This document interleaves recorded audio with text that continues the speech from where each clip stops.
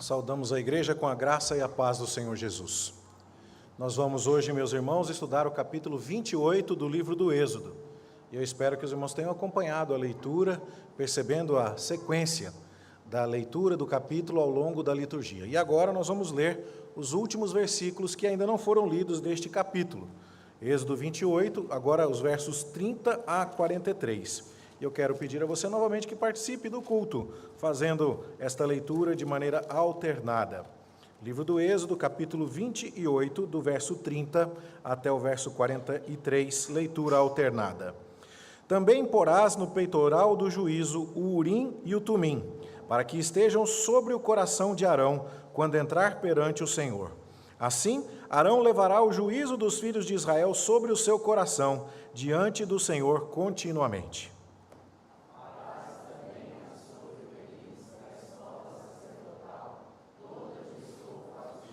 No meio dela haverá uma abertura para a cabeça. Será debruada essa abertura, como a abertura de uma saia de malha, para que não se rompa.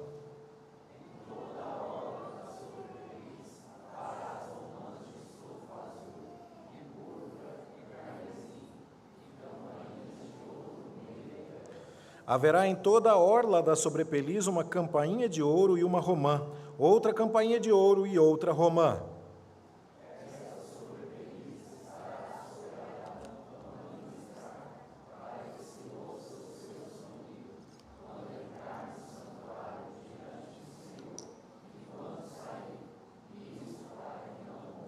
Farás também uma lâmina de ouro puro e nela gravarás a maneira de gravuras de sinetes, santidade ao Senhor.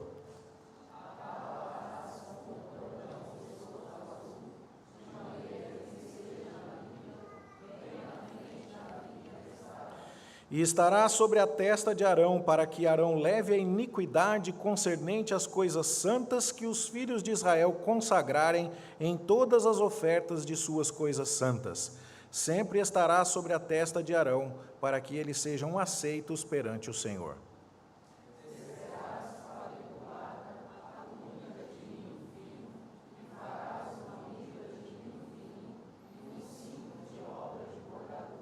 Para os filhos de Arão farás túnicas e cintos e tiaras, faloás para glória e ornamento.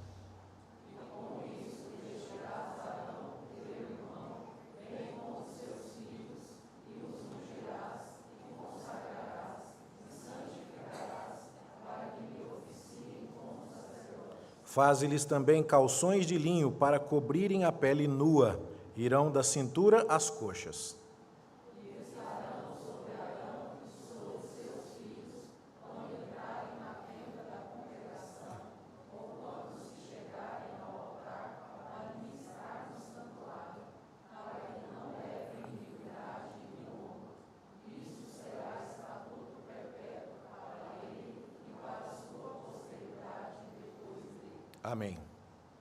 Que o Senhor nos abençoe no estudo da sua palavra nesta manhã, meus queridos irmãos. Estamos avançando no estudo do livro do Êxodo e hoje vamos ver o capítulo de número 28. Já falamos muito, não é? E já dissemos a você que o livro de Êxodo tem 3 sessões. Foi curioso ouvir o pastor Leonardo falando domingo passado que tem gente que divide em 2. E aí talvez você falasse assim, meu pastor me enganou. Mas é um jeito de dividir. Só que aquela divisão que ele mencionou é a divisão geográfica.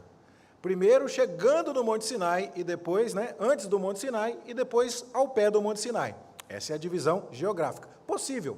Eu tenho adotado com você um outro critério de divisão que ele também mencionou, que é a divisão teológica.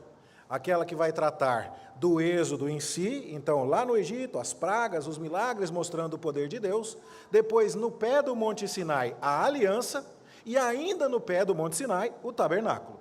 Pode ser dividido em 3 partes. E aí então, nós, depois que vimos a aliança sendo estabelecida no capítulo 24, entramos na sessão tabernáculo, que é a última sessão do livro, que começa no capítulo 25, quando Deus pede aos filhos de Israel que tragam ofertas. Deus não precisa de nada de ninguém, mas Ele graciosamente nos permite participar. E é por isso que é tão importante que no culto consagremos ao Senhor nossos dízimos e ofertas. E lembremos de fazer disso um ato de adoração. Deus não precisa, mas Ele nos concede o privilégio de participar da obra de avanço do seu reino. E aí então seria construído um santuário para que Deus habitasse no meio do seu povo. Isso era importante.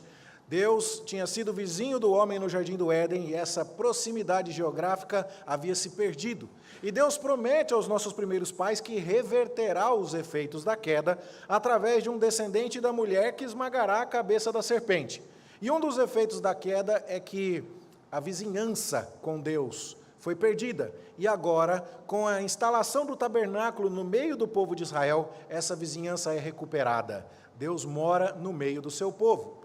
Nós também vimos que Deus, então, para que essa convivência seja possível, entrega a Moisés um modelo exato do tabernáculo. Ele não pode inventar, ele não pode seguir a sua cabeça, ele tem que seguir o plano de Deus. Deu errado a última vez que o homem resolveu fazer as suas próprias ideias lá no Jardim do Éden e não seguiu a instrução exata do seu Criador. Então agora, na história da redenção, para que os efeitos do Éden sejam corrigidos, é necessário obedecer à risca a ordem do Senhor. E o que nós vemos então é que o tabernáculo é erguido e ele representa ao mesmo tempo uma cópia do santuário celestial. É um retrato daquilo que existe no céu, do trono de Deus, mas aqui na terra. Então, os israelitas podem olhar e dizer, de fato, nós somos o povo mais importante do mundo, porque Deus nos escolheu para revelar através de nós a sua palavra. O mérito não é nosso, é dele. Mas o fato é, o Deus Criador dos céus e da terra está morando entre nós. Esse é o nosso privilégio. E a casa que Ele nos manda construir replica o seu santuário celestial. Essa casa também replica a habitação de Deus no Jardim do Éden. E nós já mostramos que havia no Jardim do Éden um rio, querubins, uma árvore, uma presença visível de Deus. E da mesma forma havia no tabernáculo, e eu creio que havia no tabernáculo uma bacia de água na frente, como o rio. Havia querubins guardando o santuário nos véus, como acontecia no Jardim do Éden. Havia uma árvore no candelabro, como era o caso da árvore da vida. E havia a presença de Deus em cima da arca, como acontecia com a presença de Deus que estava lá no Jardim do Éden, visível aos nossos primeiros pais. E aí então o que vemos? Que dentro do tabernáculo os utensílios são todos de ouro. E há ali um verdadeiro retrato da glória celestial e dos tesouros que existem na presença de Deus. Mas esses tesouros estão todos cobertos por 4 cobertas distintas, sendo que a última delas é uma coberta de peles, não tingidas, não pintadas, algo que esconde debaixo de algo mais rústico a glória toda. Então, quando nós lemos que em Cristo estão ocultos os tesouros da sabedoria e do conhecimento, Ele que é o tabernáculo de Deus entre nós, nós temos uma ideia do que está acontecendo. Deus está entre nós, mas a sua glória não é visível a todos completamente ainda. O que nós vemos é que os vários móveis que estão lá dentro do tabernáculo sinalizam os aspectos dessa comunhão. Há uma mesa de pães que mostra que Deus vai sustentar o seu povo com alimento. Há um candelabro que mostra que Deus guiará o seu povo no meio da escuridão. Há um altar de incenso que mostra que Deus aceitará a intercessão em favor do seu povo. Há uma arca que mostra que Deus tem uma aliança com o seu povo e que Ele tem misericórdia de um povo que quebra os seus mandamentos, mas que Ele recebe esse povo mediante um sangue sacrificial derramado em favor daqueles pecadores culpados. Do lado de fora, o que nós encontramos é o bronze, não o metal da glória, que é o ouro que está do lado de dentro, mas o metal do julgamento. O que vemos do lado de fora do tabernáculo não é o tesouro do candelabro de ouro puro, da mesa de pães, o altar do incenso ou a arca da aliança. O que vemos do lado de fora é juízo. É o altar do holocausto, onde animais são mortos, a sua carne é queimada. É um cheiro de sangue, um cheiro de morte. Para que você possa ter acesso à glória, alguém tem que pagar o preço do seu pecado. E o tabernáculo, então, retrata isso de maneira muito clara. Há muitas indicações também que nos remetem à pessoa do Senhor Jesus Cristo e ao seu sacrifício. Os metais bronze e prata apontam primeiro para o juízo e depois para a redenção que Jesus traz. A cortina de linho que faz o muro do tabernáculo aponta para a santidade e a pureza do Salvador. As cores do véu, azul, vermelho, roxo, apontam para o Deus celestial e santo, que entra em juízo, mas perdoa um homem pecador e vem habitar entre o seu povo encarnado em realeza. E assim, nós vamos vendo que o tabernáculo retrata minuciosamente o plano do Senhor. Agora chegamos no capítulo 28. E agora vamos ver que Deus manda que roupas especiais sejam feitas para Arão, o irmão de Moisés, e para os seus filhos e demais sacerdotes. Arão será o chefe dos sacerdotes, o principal, o mais importante, o sumo sacerdote. E então, nós vemos no texto de Êxodo essas instruções. Faze também vir para junto de ti Arão, teu irmão, e os seus filhos com ele, dentre os filhos de Israel, para me oficiarem como sacerdotes. É algo importante aqui já. Deus não disse assim, façam uma eleição aí, e vejam quem vocês querem que seja o sacerdote. Ele disse assim, eu quero Arão, eu quero os seus filhos. E isso nos mostra que Arão e seus filhos não reivindicaram esse ofício para si mesmos. E da mesma maneira, no dia de hoje, não deveria existir pastor, presbítero ou diácono autonomeado. Deixe-me ser bem claro aqui, nós não estamos atacando pessoas, mas nós estamos postulando conceitos bíblicos. Se você frequenta uma igreja de alguém que do nada sentiu que deveria ser pastor, alugou uma portinha, colocou umas cadeiras e começou a pregar, essa pessoa foi autonomeada. O processo de Deus para isso, atualmente, prevê que a vontade de Deus seja manifesta, não como foi lá no pé do Sinai, onde Deus falou, eu quero Arão. Hoje o processo é diferente um pouco, mas ainda é um processo no qual Deus aponta quem são os líderes que Ele quer que governem o seu povo. E isso é importante para a Igreja do Jardim América, que está em processo de escolha de pastor. Porque o que acontece? Para que alguém se torne pastor na Igreja Presbiteriana do Brasil, é necessária uma confirmação dupla. A pessoa tem que se sentir chamada para isso. 1 Timóteo 3 diz que é necessário almejar, aspirar ao episcopado, desejar ser bispo, desejar ser pastor, presbítero. Então a pessoa tem que dizer, eu entendo que Deus está me chamando para isso, mas também é necessária a vocação externa. Os irmãos da igreja olhando e dizendo, você de fato tem uma vida digna, você de fato tem as qualidades necessárias para explicar a palavra de Deus, tem uma vida familiar, tem uma vida financeira, você tem valores e condutas que nos tranquilizam de que Deus de fato chamou você. E isso é expresso no meio do povo de Deus por meio da votação. Atos capítulo 14, 23, nos mostra que quando o apóstolo Paulo visitava igrejas em sua primeira viagem missionária, ele promovia a eleição de presbíteros. E o que vamos fazer aqui? Nós não vamos chegar para alguém e dizer assim, você acha que deve ser nosso pastor? Então tá. Não. Nós vamos orar, nós vamos pedir o direcionamento de Deus, e nós vamos buscar entre aqueles que já foram reconhecidos numa comunidade presbiteriana, numa igreja presbiteriana, e vamos dizer, nós entendemos que coletivamente, através do nosso voto, em oração, em humildade, pedindo a orientação do Senhor, você deve ser o nosso pastor. Isso é um problema menos comum para presbiterianos, que sabem que quando alguém chega à igreja e manifesta o desejo de ser pastor, o processo é longo. Nós vamos falar um pouco sobre isso na aula da escola dominical, mas eu respondi a pergunta do Antônio um dia desses, está chegando agora, um moço que tem sido muito querido e muito bem recebido entre nós, e o Antônio me perguntou, pastor, como é que faz para ser pastor? Antônio, tem que ser membro da igreja há pelo menos 3 anos, aí tem que ficar mais 1 ano em observação pelo conselho, aí tem que fazer exame médico, psicológico, tem que fazer vestibular, cai inglês, cai português, cai símbolos de fé, cai conhecimentos básicos da Bíblia, e aí você é examinado pelo conselho, depois validado pelo presbitério, e começa um curso que pode demorar 4, 5 anos, dependendo da sua dificuldade, e aí depois que você se formar nesse curso, você tem pelo menos 1 ano de licenciatura. Se você coloca tudo isso, leva 10 anos para ser pastor na Igreja Presbiteriana do Brasil. E isso significa que a igreja o tempo todo está olhando para esse candidato. E é por isso que é uma festa, quando alguém termina esse processo e recebe essa validação. Nós estivemos agora, no mês de fevereiro, comemorando e agradecendo a Deus pela ordenação do reverendo André Minsen, lá na Congregação Graça e Paz.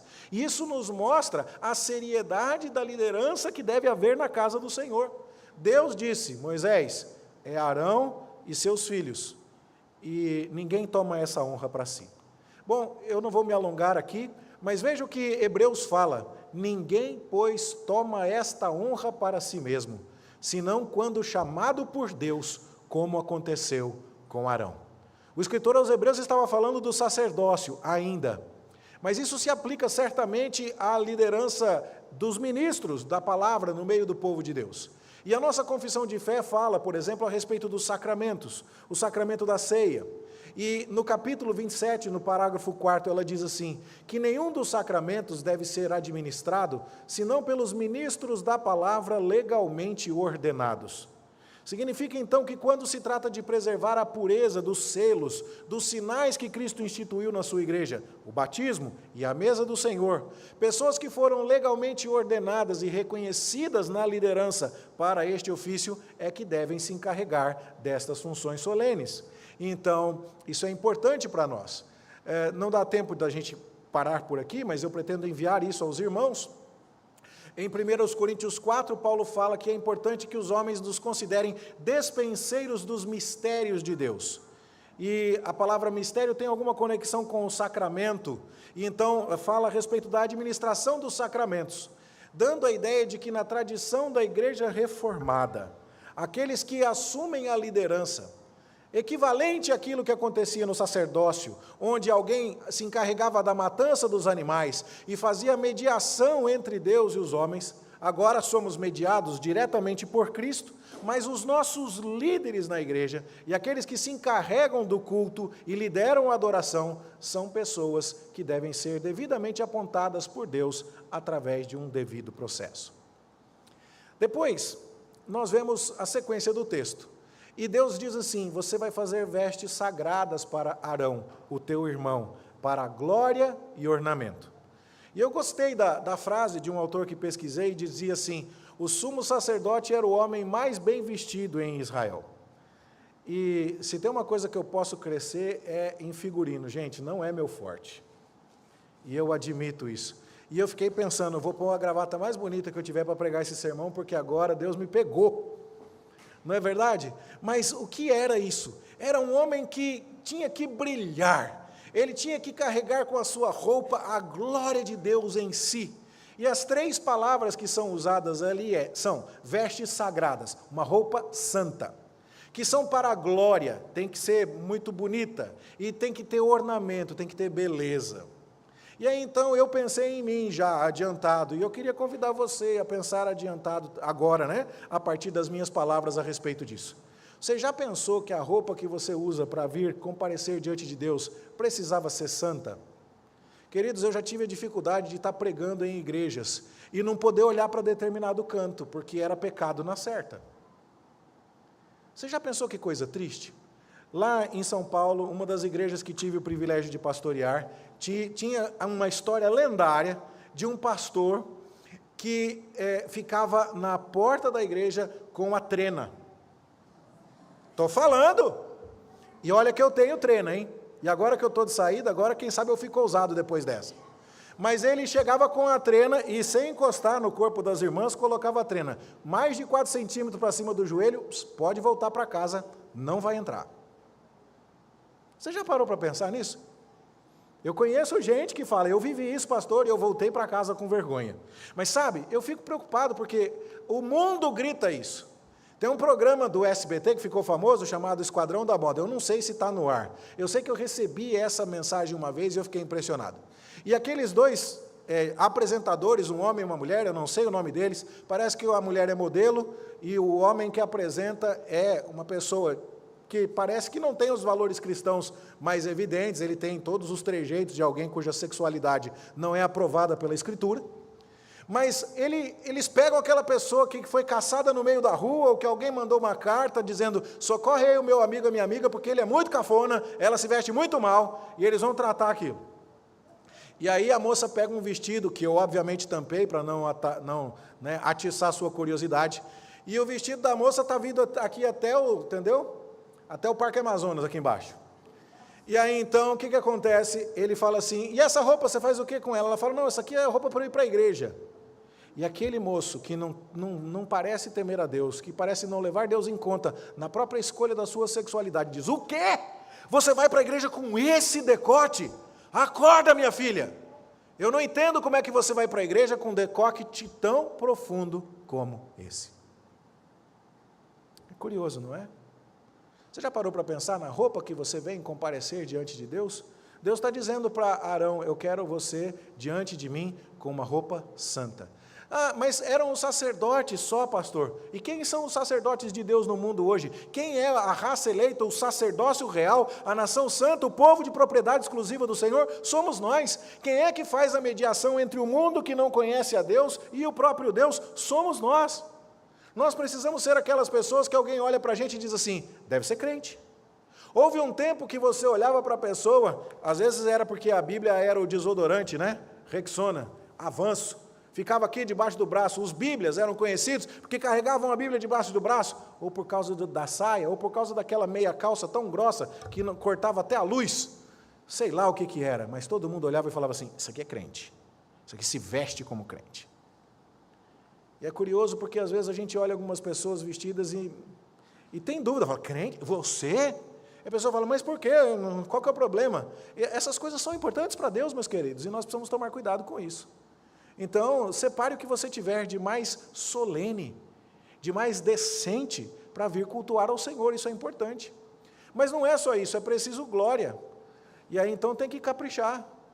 Você vai encontrar alguém no seu emprego, vai fazer uma entrevista, vai visitar um cliente novo, você capricha. E aí para vir para Deus é chinela havaiana e bermuda rasgada. Como é que pode um negócio desse?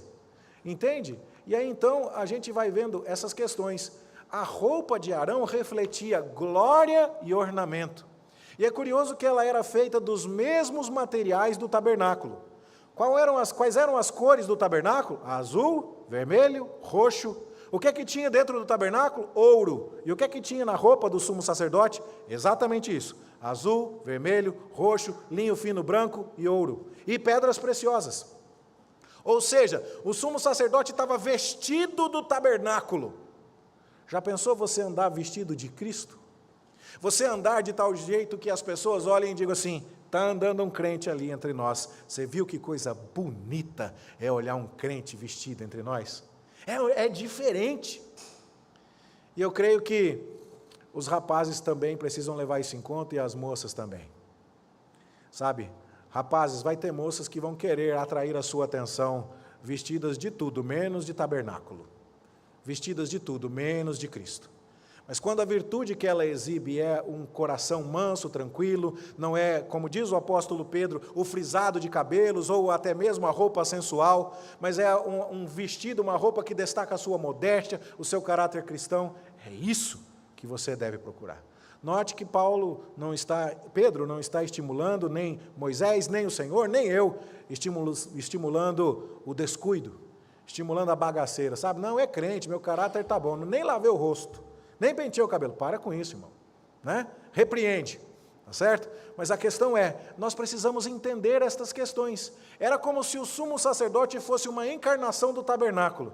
Ele é a pessoa. E não é isso que acontece com o próprio Cristo, o nosso eterno sumo sacerdote. Ele é o tabernáculo de Deus entre os homens. Ele se fez carne, tabernaculou entre nós e nós vimos a sua glória. E qual é a questão? Faz roupa para Abraão para a glória. Deixa Arão andar vestido de glória. Deixa Arão andar vestido de tabernáculo. E aí então vem o apóstolo João e nos diz que o próprio Deus se fez carne, tabernaculou entre nós e nós vimos a sua glória.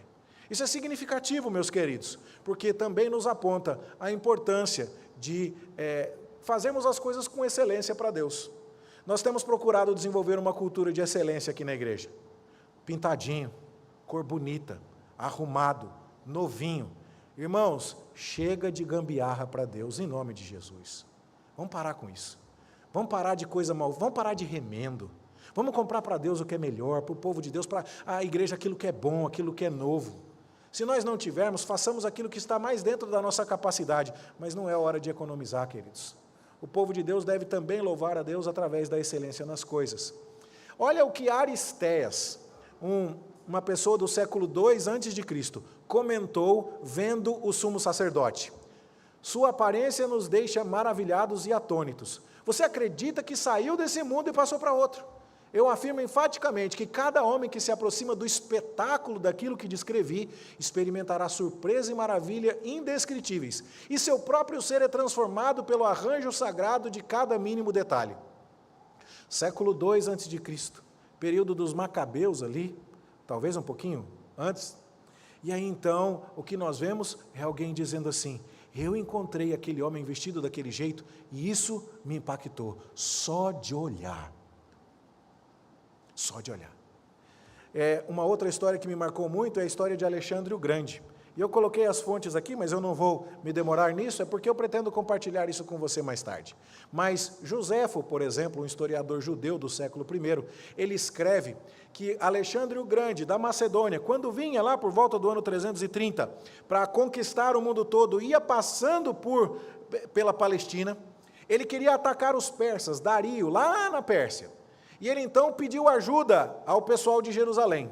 Só que o sacerdote Jados, o sumo sacerdote em Jerusalém, já tinha feito uma promessa de que não levaria armas contra os persas, e que ele não se rebelaria contra Dario. E quando Alexandre, macedônio, que quer vencer os persas, manda pedir a Jados suprimento para os seus soldados, Jados diz assim, eu não posso trair a minha palavra que eu já empenhei com Dario. E aí então Alexandre fica furioso e vem contra Jerusalém para atacar o templo. E diz o texto que o sumo sacerdote Jados, saiu ao encontro de Alexandre. E que quando Alexandre o viu naquela roupa gloriosa, Alexandre o Grande, o maior conquistador, curvou-se diante dele e falou, não, chega. E aí então, por quê? Por que, Alexandre, você fez isso? E aí então Alexandre diz, é porque eu sonhei com este homem, e foi ele quem me apareceu em sonhos, e ele quem me disse que eu seria um grande conquistador. Isso não está na Bíblia, mas está em diversas outras fontes históricas. Eu não sei se os detalhes são exatamente esses, mas tem uma profecia na Bíblia que fala sobre isso. Está lá no livro de Zacarias, onde diz assim, que Tiro edificou fortalezas e tal, mas que Deus vai precipitar no mar a força da cidade de Tiro e ela será consumida. Sabe quem destruiu a cidade de Tiro? Alexandre o Grande. E depois ele passou por onde? Verso 5, por Gaza. E trouxe grande dor. E depois o rei de Gaza pereceu. E agora Alexandre ia atacar a região da Palestina, Jerusalém. Mas olha o que diz ali no versículo de número 7, eu acredito. Acampar-me-ei ao redor da minha casa para defendê-la contra as forças militantes. Deus diz, eu não vou permitir que Alexandre o Grande ataque Jerusalém. E onde é que Alexandre o Grande para? Na contemplação da roupa do sumo sacerdote. Queridos, essa história faz sentido demais para mim. Entende? Então, é essa a ideia. É que Deus também está interessado neste apelo visual. E ele queria que Arão andasse vestido de tabernáculo, com glória, com ornamento, com santidade, com beleza. E então todos olhassem e dissessem, eu entendo a beleza do trabalho deste homem, a beleza de quem ele representa. Ele está vestido da habitação de Deus entre nós. E aí então as peças são descritas. Um peitoral, uma estola ou uma éfode, uma sobrepeliz, uma túnica bordada, mitra e cinto. E aí a gente ouve esses nomes e fala, o que é isso? E aí, então, deixa eu mostrar para você.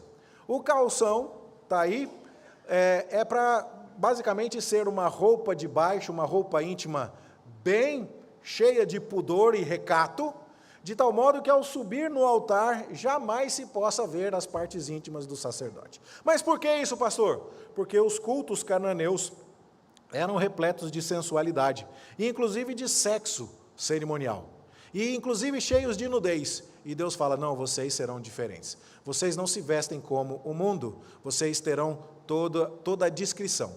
Depois a túnica, Pensa numa roupa de corista, né? Numa toga de corista. Pensa naquela peça básica de linho fino, que é um grande vestidão tubinho, ou tubão. Eu entendo muito pouco de moda, meus irmãos. Então, se eu estiver fazendo alguma imprecisão aqui, por favor, releve. A sobrepeliz é uma outra capa que vem por cima, e depois vem a estola, que seria um avental dourado com fios de ouro, e na qual se fixará o peitoral. A mitra é o chapeuzinho de padeiro, e aí então a tiara é aquele crachá que vai na testa, vamos dizer assim. Daqui a pouco a gente vai explicar. Mas veja, o peitoral, a túnica, a estola sacerdotal, a sobrepeliz, as romãs e campainhas e as ombreiras. Depois você pode olhar isso com um pouco mais de calma. Mas o que está simbolizado ali? Primeiro, 2 pedras de ônix. Arão vai levar os nomes do povo de Israel nos seus ombros para a memória diante do Senhor. Pedras pretas, ônix, gravadas, possivelmente não assim, possivelmente esculpidas, não é? Mas aí então, aqui nos seus 2 ombros estavam escritos os nomes dos 12 filhos de Israel. E quando ele entrava, não é? Ele, na presença de Deus, aquilo era uma memória. E o que eu acho bonito nisso é que ele está vestido de glória, vestido de tabernáculo, chegando até a presença de Deus, com toda a sua beleza, e dizendo: com a minha beleza e com a minha glória, apropriadas, Pai, à tua presença, eu faço isso carregando comigo aqueles que o Senhor escolheu. Da mesma forma que Davi venceu Golias, e com isso todos os filisteus ficaram encorajados e disseram: a vitória dele é a nossa vitória. Da mesma forma que nós entendemos que a justiça de Cristo agora é nossa pela fé, porque o nosso castigo se tornou o castigo dele. Ele nos carregou nos seus ombros, pelas suas pisaduras nós somos sarados. Quando Arão está entrando diante de Deus, com toda a sua beleza, com toda a sua glória, com todo o seu esplendor, Deus então olha e fala assim: disso eu gosto. Isso é apropriado à minha presença. Uma pessoa desta qualidade é bem-vinda diante dos meus padrões absolutos.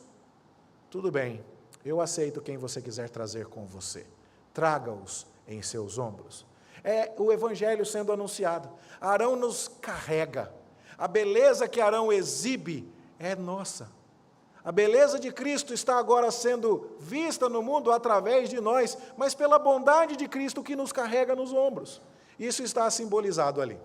E há também um peitoral do juízo, onde existem pedras esculpidas também, pedras preciosas, onde estão gravados os nomes dos filhos de Israel. E o que acontece? É dito que esse peitoral estará sobre o coração de Arão. E isso é repetido 3 vezes. Era de Arão a responsabilidade de carregar os fardos do povo nos seus ombros, mas também de ter os interesses do povo no seu coração. O coração é o centro de uma pessoa e a sede do seu amor, do seu afeto. E era nele que o povo de Deus estava preso ao seu sumo sacerdote. Eu não sei se você percebe, quando nós cantamos assim: diante do trono de Deus no céu, tenho perfeita intercessão. Do sumo sacerdote, o amor que advoga em meu favor. Nós cantamos isso no culto desta manhã. Meu nome em suas mãos está, Isaías 49:16. E escrito em seu coração, como que dizendo: aqui no peitoral que cobre o meu coração, estão os nomes daqueles que eu represento, e diante de quem eu me apresento ao Senhor, para defendê-los, para advogar os seus interesses. E assim, meus queridos irmãos, as pedras preciosas declaravam que Israel era precioso aos olhos de Deus. E então é Deus dizendo assim: Arão, você vai se vestir de beleza, da justiça e da glória que eu quero ver. E Israel não tem beleza e não tem glória, mas você vai carregá-los nos ombros. E Israel é importante para mim, e eu quero que Israel se aproxime de mim, mas eles não podem, porque são pecadores. Mas coloque-os sobre o seu coração e traga-os na sua roupa. E quando você se achegar até mim e eu receber você, eles estarão sendo recebidos através da sua obra. Esse é o ofício de Cristo, o nosso eterno sumo sacerdote. O que é curioso é que essas pedras preciosas, quase todas elas, eram encontradas no jardim do Éden. E nós vamos vê-las novamente na descrição da Nova Jerusalém, lá em Apocalipse. Isso é uma ideia de que, lá no Jardim do Éden, o homem estava perto de Deus em esplendor e glória de pedras preciosas. Na Nova Jerusalém, o homem estará de novo perto de Deus em esplendor e glória com pedras preciosas. E lá no tabernáculo, Israel estava se achegando a Deus, numa representação do Éden que o tabernáculo também fazia, e isso em esplendor e glória e pedras preciosas. E aí então, todos os cristãos estão perante Deus em toda a aceitação de Cristo. Se Cristo se fez carne, tabernaculou entre nós, vimos a sua glória. Se Ele rasgou o véu e se chegou até Deus e obteve do Pai a aprovação, esse é o meu Filho amado em quem eu me comprazo, nele eu tenho grande alegria. Cristo chega até Deus e sabe onde a gente está? A gente está sendo levado nos seus ombros e a gente está guardado no coração desse sumo sacerdote eterno. É essa beleza que Arão ostentava, que preparava o povo de Deus para ver a beleza de Cristo. E assim, no fato de que Arão representava pecadores indignos, nós estávamos sendo tutelados pela lei de Deus para entender que Cristo é o nosso representante. Não somos aceitos por causa dos nossos méritos. Não vamos chegar diante de Deus e dizer: Deus, se o Senhor olhar bem entre as coisas ruins que eu fiz e as boas, eu acho que eu estou com saldo positivo, eu mereço ir para o céu. Não! Nós vamos chegar para Deus dizendo assim: Pai, eu compreendo a beleza de Cristo. A roupa de Arão não é nada perto da glória daquele que é o tabernáculo de Deus entre os homens. Arão precisava vestir uma roupa de ouro para ficar bonito. Arão precisava de pedras preciosas no peito para ficar bonito. Meu Cristo é lindo! Ele é absolutamente maravilhoso. Não há nada dele que possa ser melhorado. Ele não pode ser recusado porque ele é perfeito. E eu sei que o Senhor o aceita e o aprova. E sabe de uma coisa? É esse aí o meu advogado. É esse aí que me carrega nos ombros. É nele que eu creio, é nele que eu confio para a minha salvação.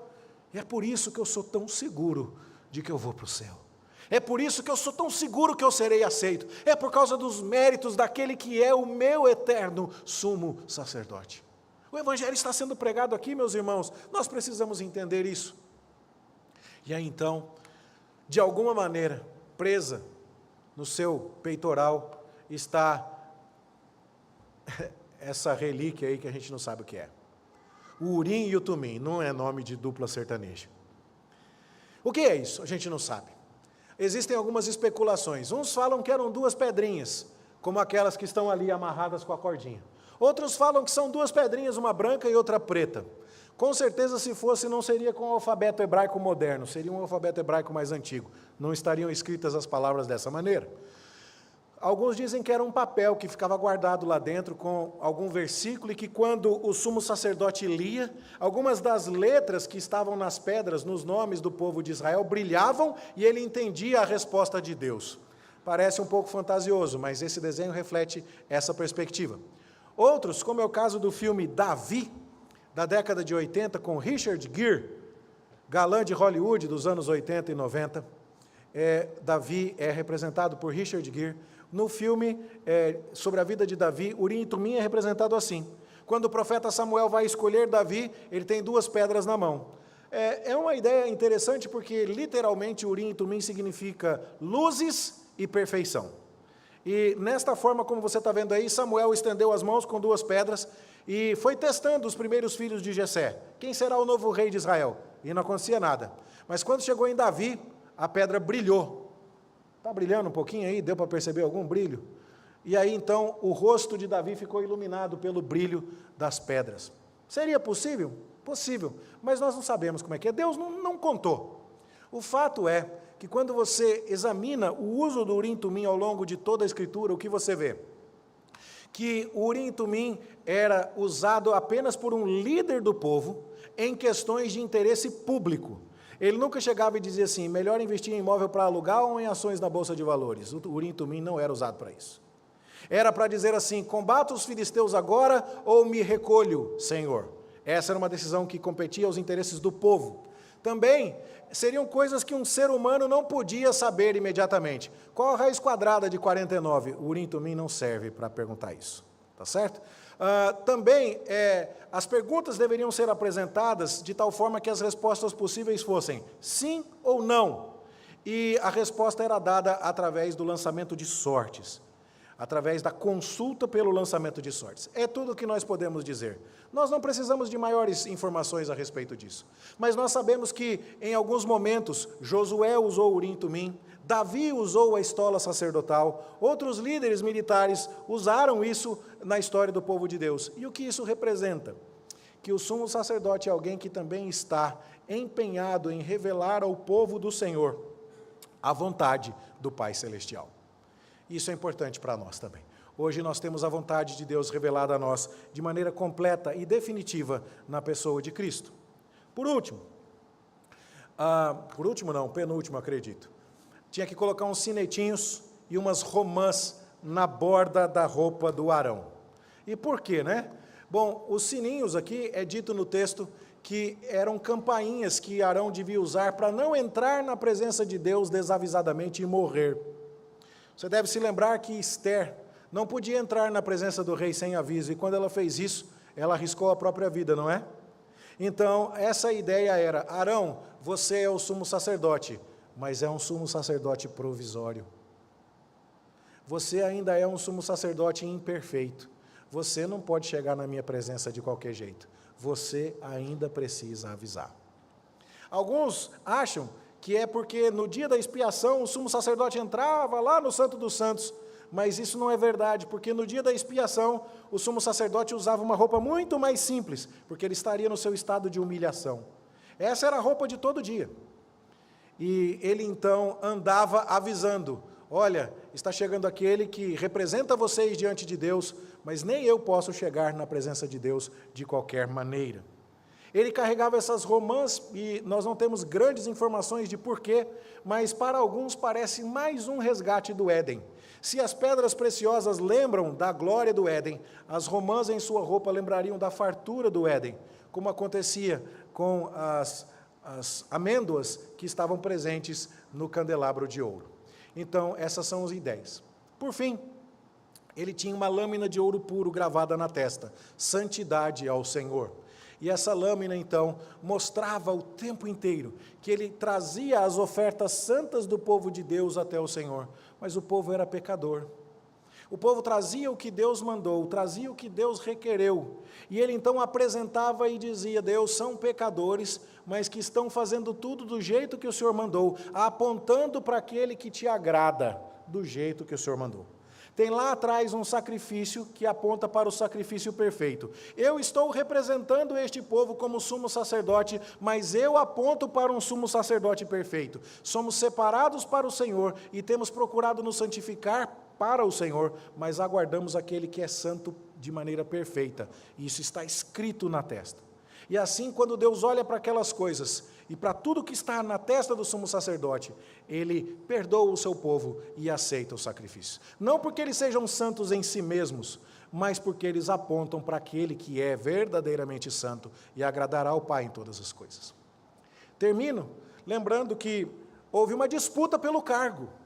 Teve gente que disse assim, por que só Arão aqui pode ser o sumo sacerdote? Por que só ele?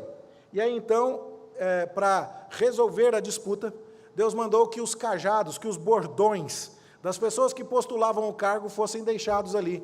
E no dia seguinte, o bordão de Arão tinha florescido. Tinha nascido amêndoas, dando a ideia de que Deus apontou Arão como aquele que vai trazer vida depois de haver morte. Aquele que aponta para o Cristo. A gente já falou sobre as amêndoas aqui. E tudo isso, portanto, meus irmãos, é extremamente simbólico e tipológico. Nós estamos vendo em Arão a prefiguração de Cristo, o nosso eterno sumo sacerdote. Nós estamos vendo no tabernáculo a prefiguração do Éden recuperado, do novo céu e da nova terra. Nós estamos vendo que em todas essas coisas, aquilo que o pecado maculou, o plano de Deus está tratando de corrigir. E quando então nós vamos olhar no final do livro do Êxodo, lá no capítulo 39, que tudo foi feito exatamente do jeito como Deus mandou, lá no capítulo 39 do Êxodo você verá que são 7 declarações específicas. Deus mandou Moisés fazer e assim foi feito. Deus mandou Moisés fazer e assim foi feito. E os hebreus não perderiam a referência. Eles se lembrariam de Gênesis capítulo 1, onde está escrito assim: disse Deus, haja luz, e assim se fez. Disse Deus, faça separação da porção seca das águas, e assim se fez. E aí então, se tudo aconteceu do jeito que Deus quis e da forma como Deus mandou na criação, e o pecado do homem traz a queda e traz a corrupção da criação, agora quando Deus vem habitar entre os homens e manda fazer do jeito que Ele quer, tudo é feito exatamente do jeito que Ele quer, e esse é o caminho da redenção. E assim, meus irmãos, a roupa de Arão, o sacerdócio de Arão, e as cores e as pedras e todas essas coisas estão apontando para o conserto de todas as coisas na pessoa do nosso Salvador. Termino então, meus irmãos, pensando com vocês. Vamos cuidar da roupa que a gente usa para adorar a Deus? Vamos cuidar do horário que a gente chega na casa de Deus e do respeito que a gente tem para com o culto? A gente não sai no meio do filme para beber água. A gente não chega atrasado no filme para não perder o trailer. Mas perder o prelúdio parece que não é tão ruim assim. Afinal, é só para Deus? Tem alguma coisa errada. Você pegou o prelúdio de hoje? É uma coisa importante para pensarmos. Se fosse uma entrevista de emprego, você tinha chegado com antecedência que você chegou? É uma coisa para nós pensarmos. Sua decisão de comparecer diante desse Deus Santo começa no dia anterior, na hora que você calcula a hora que vai colocar o despertador. Na verdade, inclusive, o seu compromisso de honrar a Deus no culto começa na segunda-feira. Porque se na segunda você vai deixando para terça, algo que ia ficar para quarta, acabou ficando para quinta, e acabou no sábado à noite, chega no domingo cedo, você está cansado. E essas coisas mostram um certo descaso da nossa parte para com as coisas de Deus. Isso não deve ser assim. Cristo, Ele o tabernáculo, Ele o sacerdote. Mais uma vez, meus irmãos, estudar Êxodo é estudar o Evangelho, é entender a obra de Cristo completa. Isso nos habilita a entender Hebreus. Nós somos preciosos para Deus. A parte que mais me tocou: o meu nome está escrito nas suas mãos, está escrito no seu coração. Quando Arão, com toda aquela sua beleza, chegava diante de Deus, ele estava levando Israel com ele. Ele foi vestido com glória, com ornamento, com beleza e santidade para se achegar a Deus, e ele levava Israel consigo. Eu estou grudado em Jesus. Na verdade, é Jesus que está me segurando. Eu nem conseguiria me segurar nele. E eu estou entrando no céu porque aquele que é mais lindo do que Arão, aquele que se veste com uma glória maior do que Arão, coberto de ouro, jamais pôde ter. Ele me pegou no colo e ele entrou comigo na presença de Deus. Essa é a minha salvação. A beleza de Cristo, então, tem que me deslumbrar. Tem que me fazer louvar a Deus, e a sua sabedoria também. Se o sumo sacerdote carregava o meio de descobrir a vontade de Deus, o nosso sumo sacerdote eterno nos orienta e nos avisa sobre como podemos saber a vontade do nosso Criador. Isso é importante para nós. Hoje não temos o Urim e Tumim, mas nós temos a Escritura. Nós temos a explicação de todo o mistério do nosso Senhor Jesus Cristo. Nós temos o Espírito Santo que habita em nós. Nós temos irmãos e irmãs maduros e experientes na fé que podem nos servir de conselheiros.